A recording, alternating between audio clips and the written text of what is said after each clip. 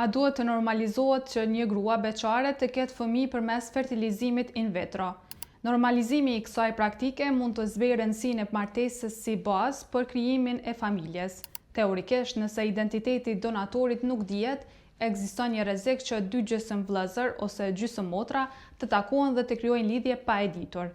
Për këtë arsye, shumë vende kanë vendosur masa mbrojtëse si kufizim të numrit të familjeve ose fëmijëve që mund të krijohen nga i njëjti donator. Në disa shtete, fëmia ka të drejtë të mësojë identitetin e donatorit kur të bëhet 18 vjeç. Nga ana tjetër, ata që mbështesin argumentojnë se çdo person ka të drejtë të vendosë për jetën e tij riprodhuese.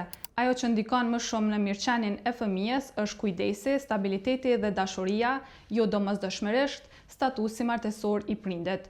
Ka shumë fëmijë që rriten me një prind për arsye të ndryshme dhe zhvillohen mirë. Megjithatë, nëse nuk ka rregulla të kufizimit ose sistemi menaxhimit të donatorëve nuk funksionon mirë, ky shqetësim bëhet i rëndësishëm. Në Kosovë është propozuar një draft ligj që do t'ju mundsonte fertilizimin in vitro grave beqare, megjithatë është kundërshtuar në Kuvend dhe nuk është miratuar në formën e propozuar, prandaj nuk ka hyrë në fuqi.